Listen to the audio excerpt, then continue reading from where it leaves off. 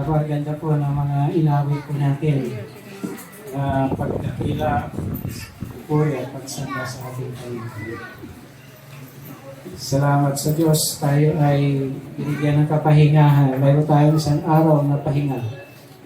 Pero may mga tao ayaw mamahinga. May mga tao ayaw mamahinga. Samantalang mahal tayo ng Diyos, binibigyan tayo ng kapahingahan. Amen. Kaya mabuti ang Diyos sa atin. Naisip ko na may mga tao na gustong tulungan ng Diyos. Kaya lang, sila mismo sa sarili nila, ayaw nilang tulungan ang kanilang sarili. Diba? Gusto ng Diyos na guminhawa ang tao. Kaya lang may mga tao na sila mismo ayaw nila na guminhawa. Di ba? May mga nakikita ako, may mga encounter ako ganyan. Ayaw ng Diyos na magkaroon ng tao ng malaking problema. Pero ang tao gumagawa ng malaking problema. Amen? Sila mismo ang gumagawa ng malaking problema. Kaya napakabuti ng Diyos, kaya ang tao, pero palaging salungat sa kagustuhan ng Diyos. Tama? Ayan. Kaya, tapos, pagka may masamang mangyari, sisisihin ang Diyos. Pinabayaan daw siya ng Diyos. Samantalang pangako ng Diyos, di kita iiwan, di kita pagpabayaan. Kaya lang, pag ang tao hiwalay sa Diyos, amen? Pag ang tao hiwalay sa Diyos, gustuhin man ng Diyos na ingatan siya, pero hindi magawa ng Diyos kasi malayo siya sa Diyos. Amen? Parang ano yun parang inahin na gustong sakluluhan yung sisiw niya sa ibong mandaragit. Di magawa ng inahin kasi nalulukuban niya yung marami. Tapos may humiwalay na isa. Amen. Kaya tandaan po natin, ang buhay natin paghiwalay sa Diyos ay walang saysay. Minsan, tao na rin ang gumagawa ng malaking problema. Kanina nabasa ko sa Facebook. Little knowledge is dangerous thing. Little knowledge is dangerous thing. Kaya kailangan tayo maging malawak ang ating kaalaman, lalo na sa salita po ng Diyos, para hindi po tayo mapahama. Parang sinabi rin ni Sikaraya, Sikaraya 4:6. Tama ba yun? Sino ba yung nagsalita na my people are destroyed because lack of knowledge? Salamat sa Panginoon. Kaya kagabi po, nagagayap na ako pumunta dito kasi birthday ni Brother Nat na. Kaya lang, bigla ako nakaramdam na naligalig. Naramdaman ko na naliligalig ako. Hindi ko alam kung anong dahilan. Kaya hindi na ako natuloy. Picture ko na lang si Brother Nat, binati ko na lang. So, salamat. Salamat sa Diyos. Mabuti ang Panginoon. Siya ang ating Jehovah Shalom. Siya ang ating Jehovah Shalom na nagbibigay sa atin ng kapayapaan. Dapat po tayo sa ikato ng Diyos. Sa Romans chapter 12, verse 21. Romans chapter 12, verse 21. Huwag kang padaig sa masama, kundi daigin mo ng mabuti ang masama. Huwag kang padaig sa mabuti, huwag kang padaig sa masama, daigin mo ng mabuti ang masama.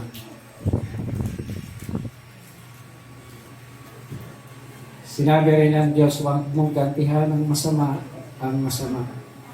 Bagkos gawan mo ng mabuti, sa gayon, siya ay mapapahiya. Kung siya nagugutom, pakainin mo.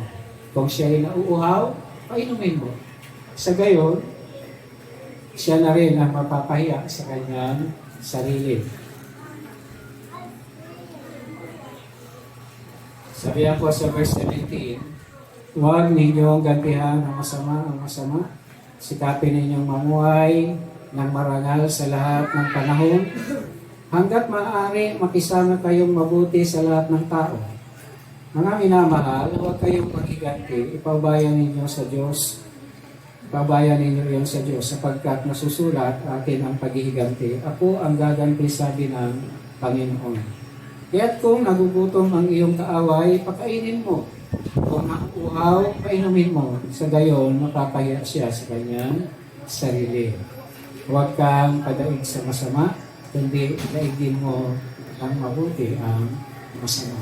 Purihin po ang Diyos, tayo po'y pumutik at panalangin. Aming Ama, banal at makapangyarihan sa lahat, Ikaw ang aming Diyos ng tagapagligtas, Ikaw ang aming Diyos ng kapayapaan, Ikaw ang aming Diyos na mabuti at manggagamot, Ikaw ang Diyos na nagpuprovide sa lahat ng aming pangangailangan. Ikaw ang Diyos na hindi nagpapabaya sa amin, lagi mo kaming tinatalinga, lagi mo kami sinasamahan. Salamat po sa araw na ito.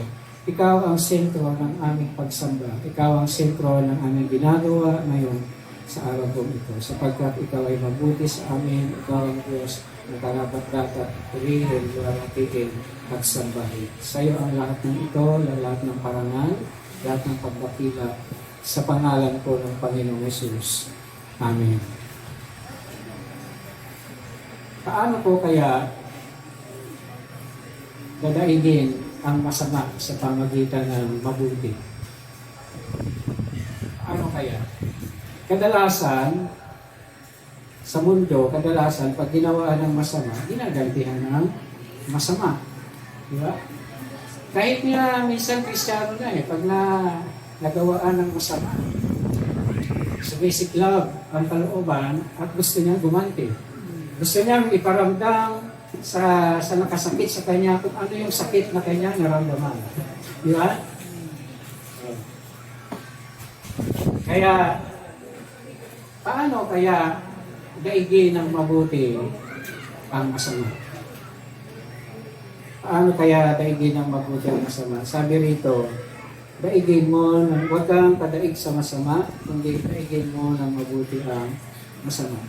Ang pinakamabisang sandata para daigin ang masama ay yung gumawa ng mabuti. Amen. Ito pala yung pinakamabisang sandata, pinakamagandang sandata para madaig ang masama, yung gumawa ng mabuti. Na hindi ka titigil hanggat di mo nadadaig yung masama. Hindi tinitigilan sa paggawa ng mabuti hanggat hindi nadadaig yung masama. Hanggat habang ginagawa ka ng masama, ginagawa mo naman ng mabuti hanggang sa mangibabaw yung kabutihan. Hanggang sa magdominant yung kabutihan doon sa masama. Hanggang sa matigil yung masama. Di ba? Hanggang sa makita mo na yung masama ay nagiging mabuti. Yun ang ibig sabihin na daigin ng mabuti ang masama. Huwag. May mga tao naman na nadadaig ng masama. Dati mabuti, pero nadaig siya ng masama. Nangingibabaw na yung masama. Di ba? Ayan. Kaya, baliktad. Ang Diyos, pinagtagumpayan niya yung kasamaan ng mundo sa paggawa niya ng kabutihan sa lahat ng tao. Sino yung mga taong dinaig ni Lord? Sino yung mga masamang tao na dinaig ni Lord sa pamagitan ng pag-ibig, kabutihan? Marami. Tayo yung masama, tayo yung mga makasalanan, pero dahil sa kabutihan ng Diyos, yan, natalo yung kasamaan sa atin. Natalo yung kasamaan sa atin. Ano po ang mga dapat alalahanin upang hindi madaig ng masama? Ano po ang mga dapat nating gawin para di tayo mag-aig ng masama? Una, huwag kang maging biktima. Paano ba nagiging, kapag ginawaan ka ba ng masama, ibig sabihin, biktima ka na nun? Biktima ka na ba pag ginawaan ka ng masama? Halimbawa, kinuha yung cellphone mo. Pinagnakalan ka ng cellphone. Biktima ka na ba nun?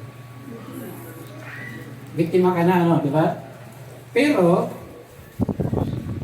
magiging biktima ka lamang doon kung nadaig ka nung masama. Ibig sabihin, dahil doon sa ginawa sa'yo masama, ay nagalit ka na, nagsalita ka na ng mga masasama, nagkalimura ka na, at ginawan mo na ng masama yung tao. Doon ka palang naging biktima ng masama. Yan ay ibig sabihin ng huwag maging biktima. Halimbawa, chinismis ka, siniraan ka, tapos siniraan mo din, chinismis mo din, biktima ka na noon. Pero kung chinismis ka, siniraan ka, pero ginawa mo pa rin ng mabuti yung tao, hindi ka biktima. Hindi ka biktima ng masama. Maaaring siniraan ka, inalimura ka, pero hindi ka biktima. Magiging biktima ka lang ng masama kung ikaw ay naging masama na rin. Dahil sa kanya, naging masama ka na rin. Ano? Ayan. Nadaig ka ng masama. Dahil gumawa ka na rin ng masama. Doon ka pala magiging biktima. Pero kung patuloy ka sa paggawa ng mabuti, sa kabila ng masamang ginawa sa iyo, hindi ka doon biktima. Ang biktima roon yung gumawa sa iyo ng masama. Kasi siya ay masama. Pero kung ikaw na ginawa ng masama ay naapektuhan at sumama ka din, doon ka pala nagiging biktima ng masama. Kaya nadaig ka nung masama. Dahil nagawa mo rin magpakasama. Pero kung sa kabila ng kasamaan ginawa sa iyo, nandoon pa rin yung kabutihan, kahit anong sama na ginawa sa iyo, nandoon pa rin yung kabutihan mo, hindi ka doon biktima. Yan. Nadaig mo yung masama. Dahil hindi ka natalo ng masama. Kaya una, para madaig mo ang masama sa pamagitan ng mabuti, huwag ka maging biktima. Tingnan yung mga taong biktima na nadadaig ng masama, nagpapakasama sila o kaya nadidepress na sila, tapos naglalasing na sila, tapos nagdadrugs na, biktima na sila. Nagawa sila ng masama. Pag nag-isip na ng masama ang isang tao, doon pa lang siya nagiging biktima ng masama na gumawa sa iyo ng masama. Pero, as sinasabi ng Romans chapter 12, gawan mo ng mabuti, daigin mo ng mabuti ang masama. So, may mga tao na ginagamit ng kaaway para ikaw ay pasamain. Di ba? May mga tao ginagamit ng kaaway para ikaw ay mag-rebelde. May mga tao ginagamit ng kaaway para ikaw ay mawala sa Diyos. May mga tao na ginagamit ng kaaway na ikaw ay para ikaw ay hindi na maglingkod sa Diyos. Minsan ginagamit din ng kaaway ang trabaho para ikaw ay nagaig ng masama. Di ba? Tingnan niyo yung mga taong biktima. Nagnanakaw, nagpumapatay. Kaya na lang pinatay sa naga na teacher. Tapos, marami. Dahil biktima sila. Nagpapagamit sila sa masama. Nagiging alipin ng masama. nagpapabayad para gumawa ng masama. Di ba? Dahil sa pera.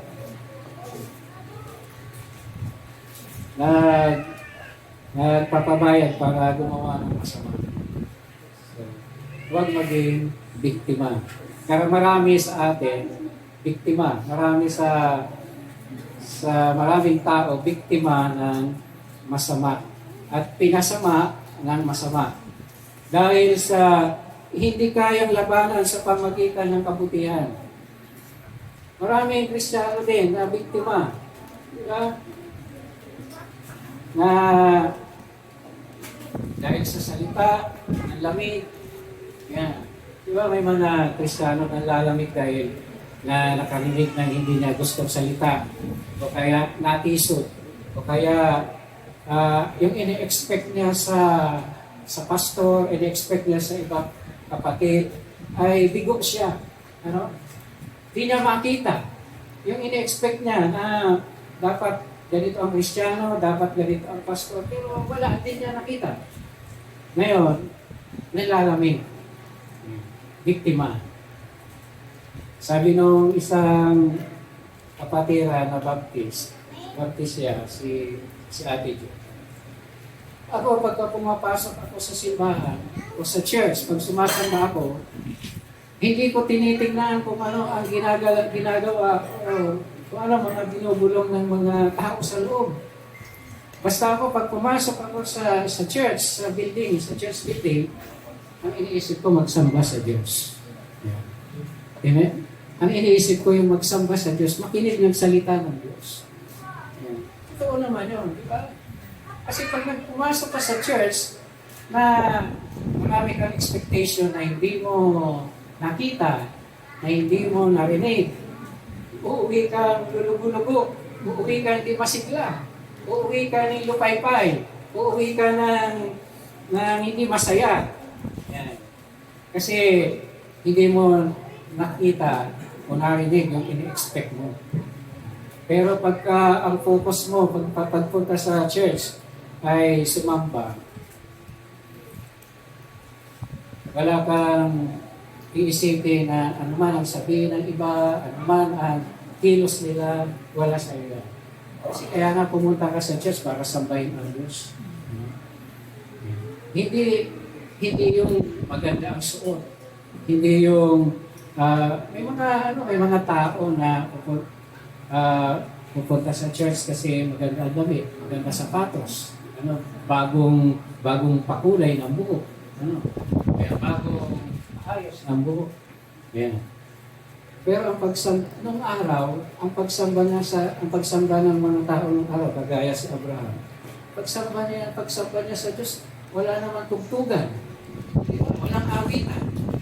Yan. Pero sumamba siya sa Diyos.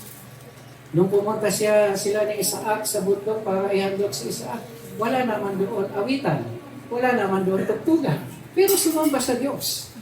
Di ba? Si Isaac, si Jacob, gano'n din. Si Moises. Ayan. Ngayon na lang tayo sumasamba sa Diyos na mayroong tugtugan, mayroong awitan. Pero ang tugtugan at awitan ay hindi yan pagsamba, kundi parte yan ng pagsamba. Dahil pwede kang sumamba na walang tugtugan, pwede kang sumamba sa Diyos na walang awitan. May mga, lalo na ngayon, na pagka hindi maganda ang church, tapos walang kompletong instrumento, at tao parang nalalamig sumamba sa Diyos. No? Kami nga, noong araw nga, ang mga ginawang drum set noon yung lata na mayroong plastic. Tapos yun na nagiging drum set. Nadadaig ng masama ang mga tao. Kaya tayo ginawa ng Diyos na mabuti. Ginawa tayo ng Diyos, binago tayo ng Diyos para daigin ng mabuti ang masama. Huwag tayo maging biktima. Tingnan nyo, paano nyo na i-manage ang sarili nyo pagka kayo nanonood ng mga balita, lalo na pagka impeachment trials. paano nyo ba namamanage ang inyong sarili? Kaya, lalo na pag kasi Robin Padilla ang nandiyan napapakinggan. Ano pa, namamanage nyo ba ang sarili nyo? Maganda pa ba ang mood mo? Maganda pa ba ang mood mo? Maayos pa ba ang pakiramdam mo? Ayan. Daigin ng mabuti ang masama. Kaya minsan, na-apekto. Tingnan yung mga comment na mga, ayan. Ang papangit, di ba? Lalo pag nadinig mo lalo pag nabasa mo yung sabi ni Robin Padilla na ang mga prosecutor ay parang langaw na nakatungtong sa kalaw. Pero kung ikaw ay mabuti, hindi ka apektado niyan. Amen? Hindi ka apektado. Yan. Ang biktima dyan, yung nagsalita. Ikaw na nakabasa, nakarinig, hindi ka dapat maging biktima. Amen? Hindi ka dapat maging biktima. Tawanan mo lang yan. Di ba? Pero bakit? Ano ang reaksyon ng mga tao? Ayan. Nagiging biktima ang marami dahil doon sa reaksyon na hindi maganda. Ayan. Si Lord nga, nabasa niyo ba sa Bible? Nabasa niyo ba sa Bible? Sabi sa Bible, tinatawanan lang ng Diyos ang masasama. Di ba? Tinatawanan lang ng Diyos ang masasama. Ibig sabihin si Lord, hindi affected. Yeah. Alam ng Diyos kahit anong oras kaya niyang alisin sa daigdig mga tao. Kaya ano sabi sa Bible, ipapaya mo sa Diyos. Kaya, bahala na ang Diyos dyan. Bahala na ang Diyos dyan. Kaya lang, bakit tayo apektado? Kaya, bakit tayo, ang emosyon natin ay naggagansilakbo. Sumisilakbo, Yan. Nagiging biktima ka na yan. Yan, ang masama. Yan. Dahil, pati isip mo, pati sinasabi mo, hindi na maganda. Di ba? Hindi na maganda. Ayan. Nagkakasala ka na yan sa Diyos. Di ba? Nabiktima ka. Ayan. Dawa mga words lang yan na nababasa mo, mga words na naririnig mo. Pagka ikaw ay iba na ang iyong mood, nagsasalita ka na ng hindi maganda, nagkakasala ka na. Biktima ka na niya. Diba? Biktima ka na niya. Ayan. Ngayon, pagdating ng buta, kung ayaw na nagkaroon, iputo mo. Ganun lang yun. Diba? Karapatan mo yan. Diba? May freedom ka. Diba? May freedom ka. Di mo na kailangan ipang alam na, di ko may puputi yan. Hindi na kailangan. Yan. Nakakasala tayo na sa Diyos. Yan. Diba? Huwag maging biktima. Kaya nga, sabi sa Bible, huwag kayong magagalit. At ang galit niyo, huwag yung hayaan lubugan ng araw. Sapagkat ang galit ay hindi nakatutulong para maging mabuti sa paningin ng Diyos. Amen? Sapagkat ang galit ay hindi nakabubuti para maging, hindi nakatutulong para maging mabuti sa paningin ng Diyos. Di ba? Kung yung palang galit ay hindi nakatutulong para maging mabuti sa paningin ng Diyos, iwasan mo magalit. Di ba? Iwasan mo magalit. Yan. Kahit sa trabaho, kahit sa opisina, kahit sa eskwelahan, may mga sitwasyon na magagalit ka na, pero huwag kang magalit. Di ba? sa bahay, may mga sitwasyon, magagalit ka na, pero huwag kang magalit. Ayan. Higit mo na mabuti ang masama. Ako po, sa trabaho namin, siyempre, kontrata ko yun, Ayan, nasa aking lahat ang bagsak ng sisig, kung ano man ang mga kapalpakan sa trabaho. Ayan. Gusto ko magalit, pero ayaw ko magalit. Iiwasan ko magalit. Yan. Tapos, pagka nagsasalita ako na, ano ba na naman ako magsalita, sasabi, nag-advise pa lang. Pero may mga pagkakataon na ini-ignore. Mas madunong pa sa ibo. Pero teka ba ang good? Kaya, sabi sa Bible, sa pili mo ang sarili. No? Yan. Huwag kang padaig sa masama. Kaya, ayan, pinag-pray ko na. Kasi, sinasabi ko sa mga tao ko, ano man ang mangyari, ano makapalma ko sa trabaho na to, sa akin lahat ang sisi. Kasi ako ang contractor. Kaya, yun, may iwasan din naman ang huwag magaling. Pag di mo na kaya, Lord, tulungan mo ko. Alisin mo to sa akin. Tao lang kasi ako eh. Mahina pa ako. Tulungan mo, palakasin mo. Pero ang Diyos na ang gagawa. Basta huwag ka padaig sa masama. Huwag maging biktima. Pangalawa, huwag bigyan ng kapangyarihan ang sinuman na kontrolin ka. Di ba? Huwag mong bigyan ng authority ang sinuman para kontrolin ka. Para gumawa ka ng masama. Dapat ikaw, na Kristiyano ka, ikaw yung may authority na kontrolin yung iba na gumawa ng mabuti. Diba? Hindi ikaw yung nakokontrol para gumawa ka ng masama. Kadalasan, dito sa mundo, nakokontrol ng iba ang tao na gumawa ng masama. At tingnan na lang natin sa gobyerno natin, diba? Sa sistema ng ating bansa sa gobyerno. Nakokontrol ng masama ang mabuti. Kaya kahit mabuti ka, kahit Kristiyano ka, pag ikaw ay nakontrol, binigyan mo ng authority ang masama para kontrolin ka, magiging masama ka na. Ayan. Magiging masama ka na. Katulad si Satanas. Kinuha ni Satanas ang authority ng tao.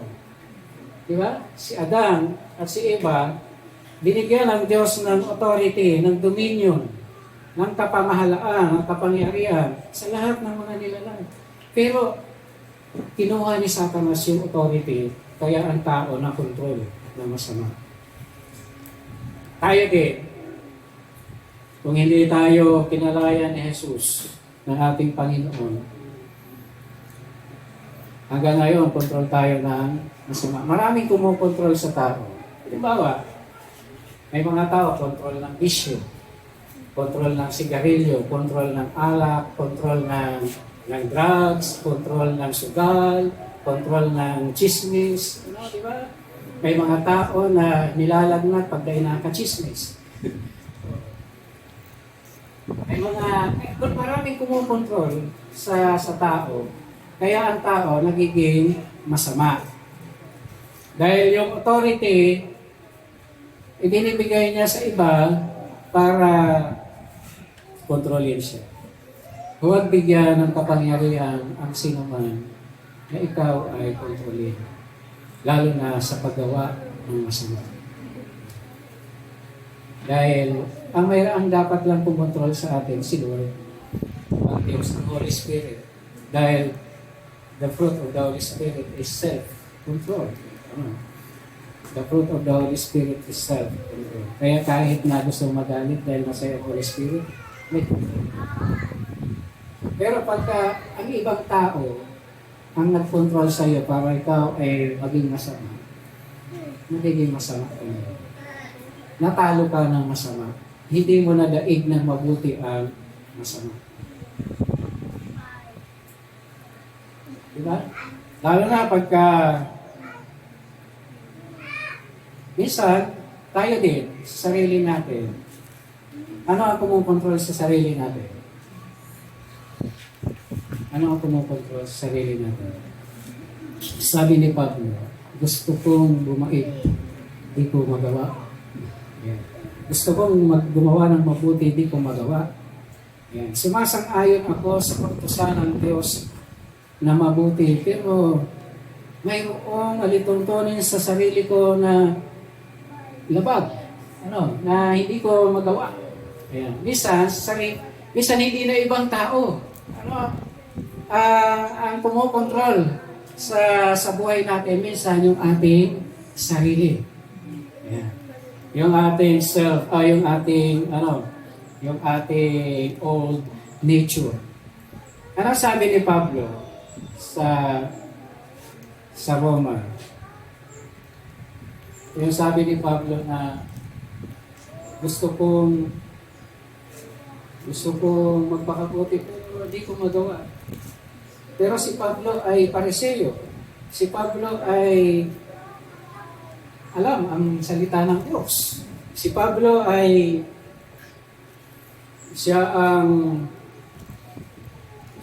sabi niya kung sa kautusan man lang walang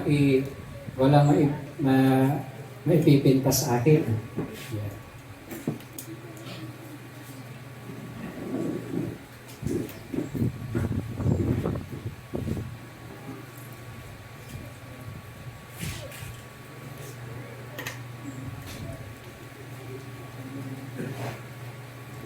Sabi ni Pablo, gusto kong gumawa ng mabuti pero hindi ko magawa. Dahil sa loob mismo, may kapangyarihan na nagpokontrol na gumawa ng mabuti. Yan ang dapat isurrender sa Diyos. Yan ang dapat na isuko sa Panginoon. Yung sarili. Yan. Pagka ang sarili ang nagdodominant sa ating pagkatao, hindi natin magawa kung ano ang mabuti. Hindi natin magawa kung ano ang kalooban ng Diyos. Hindi natin magawa kung ano ang nakalulugod sa Diyos. Kaya nga sinasabi ni Jesus, ang sino man nais na sumunod sa akin, limutin ang kanyang sarili. Dahil ang sarili ay kumokontrol sa ating pagkatao. Lalo na doon sa binagong buhay natin, binagong buhay ng Diyos sa atin, kinokontrol ng ating lumang pagkatao. Diba? Sino sa inyo ang Kristiyano na hindi man lang nagsinungaling kahit isang beses?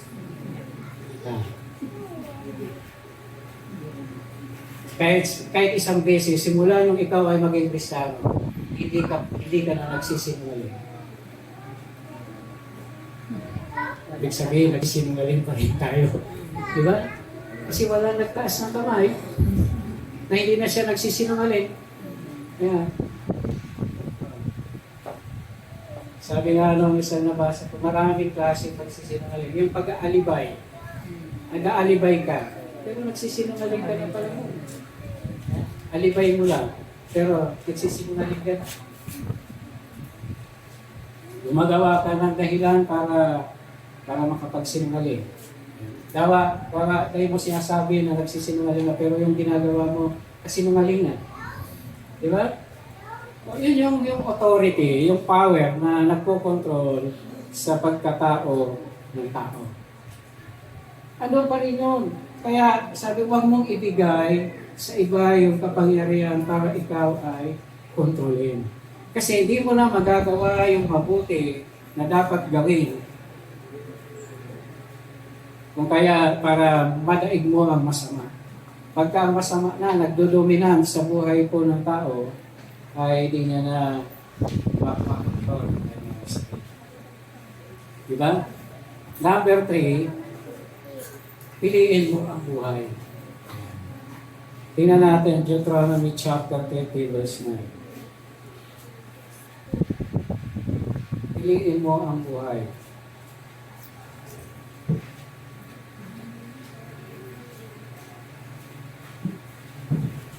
Deuteronomy chapter 13.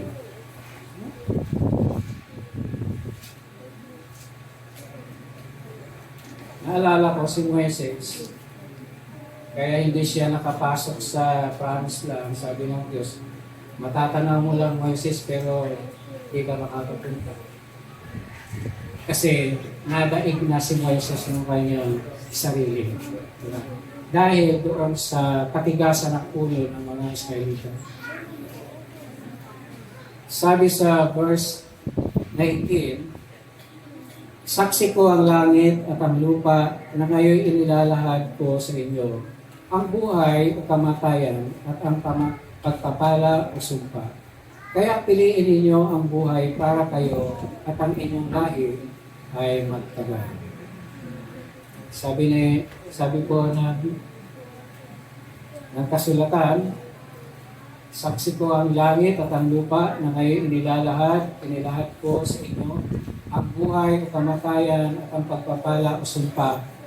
Kaya piliin ninyo ang buhay para kayo at ang iyong lahi ay magtagal.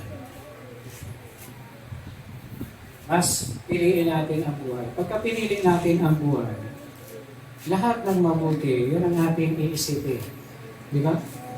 Kasi yung buhay, di mo makakamit ang buhay na pinangako ng Diyos kapag pagka ikaw ay naging masama. Lalo na pagka ikaw ay Kristiyano na nagpakasama ka.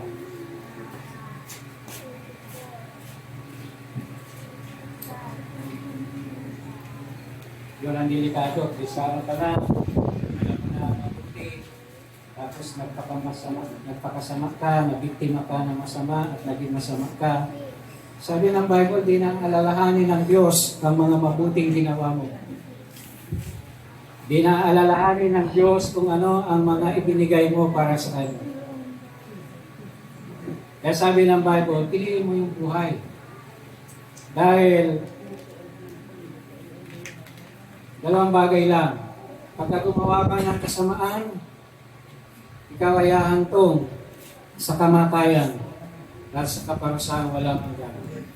Pagka mabuti, hahantong ka sa buhay na walang hanggan.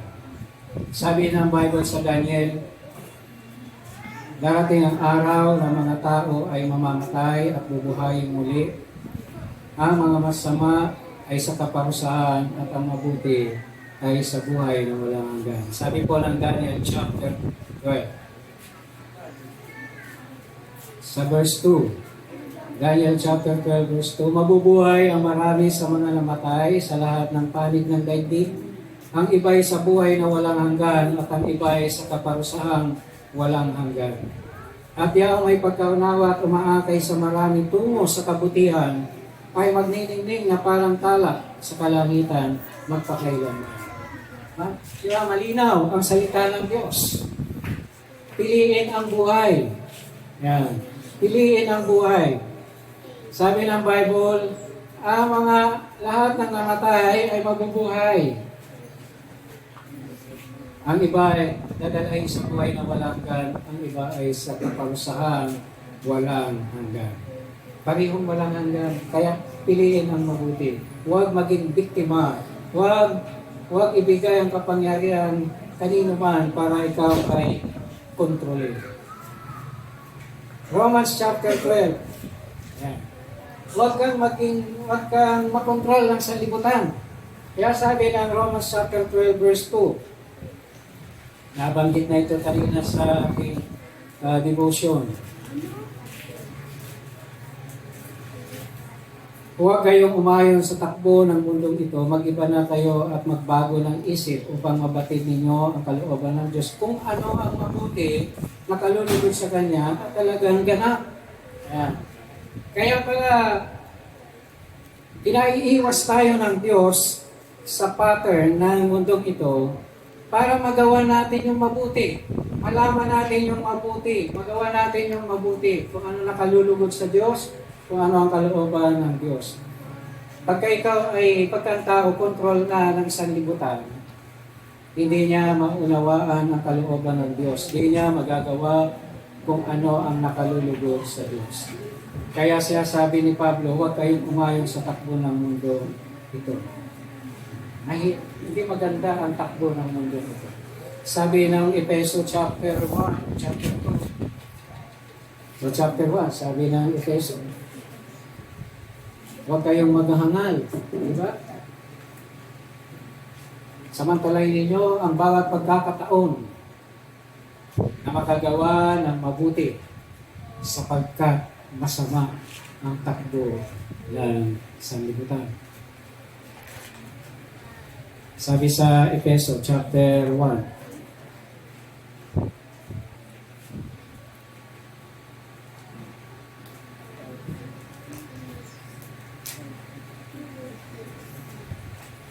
chapter 1 po ba yun? Sabi,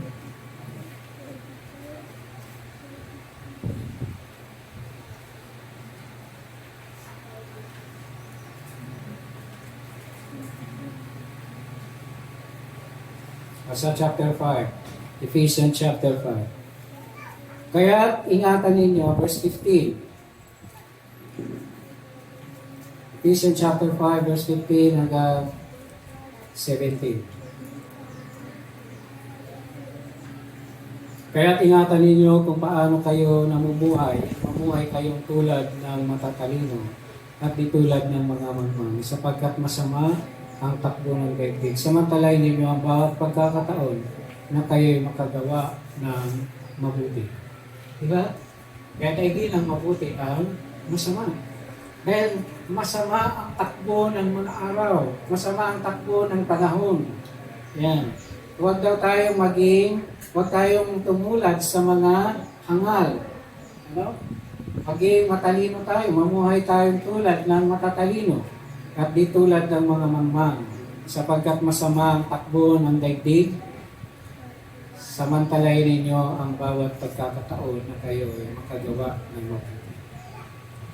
Verse 17, huwag kayong manghangal, unawain ninyo kung ano ang kalooban ng Panginoon. Masama talaga ang takbo ng Panginoon. Diba? Masama. Tapos gusto pa ni Panilo na maging presidente si Roque. Ano na kaya ang magiging takbo ng ating bansa? Diba? Kaya maging matalino. Amen? Lalo na sa pagbuto. Maging matalino, lalo na sa pagbuto. Ayan. Tama?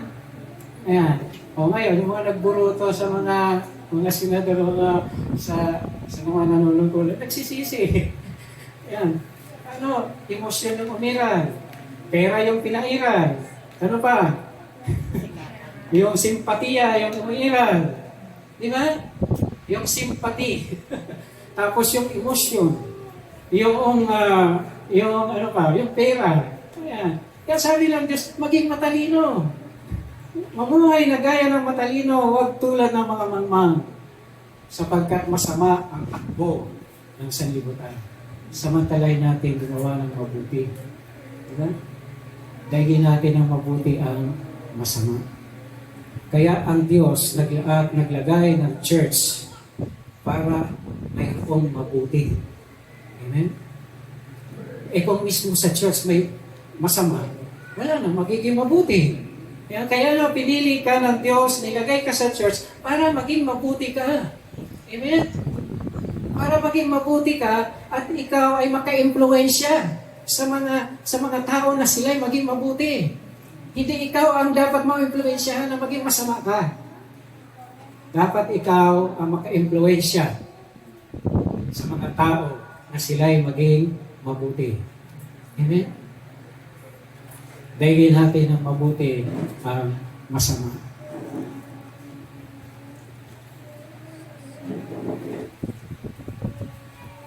Panguli, Matthew chapter 4, verse 17.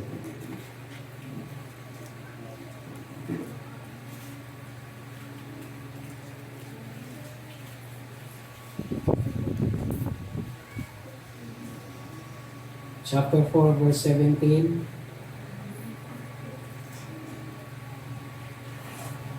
Sabi ng Panginoong Yesus, magmula noon ay nangaral na si Jesus, ang sabi niya, pagsisiyanin at talikdan ang inyong mga kasalanan, sapagkat malapit na maghari ang Diyos. Yung salitang repentance, ibig sabihin ay pagbabago ng isip, pagbabago ng puso. Amen? Pagtalikod sa masamang gawain, pagtalikod sa kasalanan, yan ang ibig ng pagsisisi. Hindi yung nagsisisi lang sa ginawang masama, pero hindi naman umalis sa paggawang masama. Diba? Katulad si Judas nagsisi. Pero, dinagdagan niya pa ang kanyang kasalanan. Di ba? Ayan. Iba yung nagsisisi, iba yung pagsisisi, siya sabi ni Jesus, yung magbago ka. Baguhin mo ang takbo ng isip mo. Baguhin mo ang iyong pamumuhay. Amen? May nagsisisi, reforma lang. Di ba? Iba yung nagsisi tapos reforma lang. Yeah, iba yun. Di ba? Oh. Katulad nung ibang mga bilanggo na nakalaya. Nung nasa bilangguan, nagsisisi, reforma ang ginagawa. Paglabas, ganun pa rin. Di ba? Walang pagbabago. Ibig sabihin ng pagsisisi, magbago. Amen? Magbago ng isip, magbago ng puso, magbago ng pamumuhay para di ka na madaig ng masama. Yung masama na dadaigin mo sa pamagitan ng mabuti. Kaya nga si Jesus, pinagsisisi na ang mga tao para maging mabuti, maayos ang buhay. Kaya may mga tao ayaw. Ano? Ayaw. Kaya gusto nila masama. At matutuwa ka na maka-influensya na yung mabuti maging masama.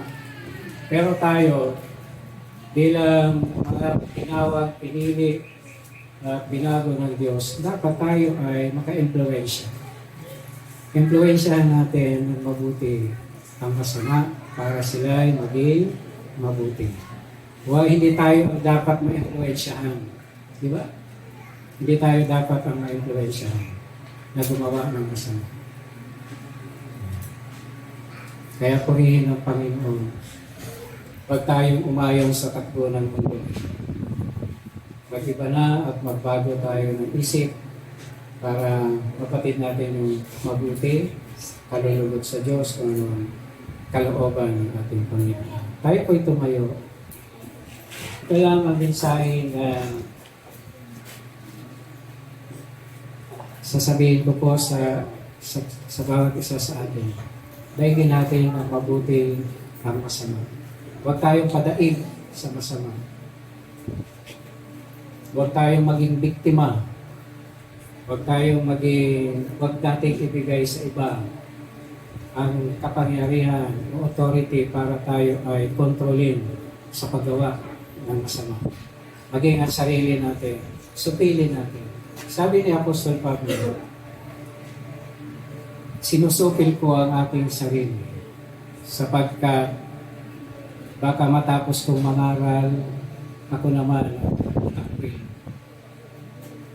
Tayo po, nagsishare tayo ng gospel, nagpapatuto tayo, kailangan din natin supilin ang ating mga sarili. Ayusin po natin ang ating mga sarili. Piliin natin ang iba. Piliin natin ang mabuti. Taas po natin ang ating mga kamay. Hallelujah. Ama na nasa langit, Diyos na buhay at makapangyarihan sa lahat. Nakikita mo nakataas ang aming mga kamay, tanda po ng aming pagsuko, tanda ng aming pagsang-ayon sa iyong kalooban, sa iyong mga salita. Tulungan mo po kami, Panginoon, na ang aming buhay ay maging mabangong samyo sa iyo, Panginoon. Na madaig namin sa pamagitan ng paggawa ng mabuti o masama. At huwag kami madaig ng masama, Panginoon.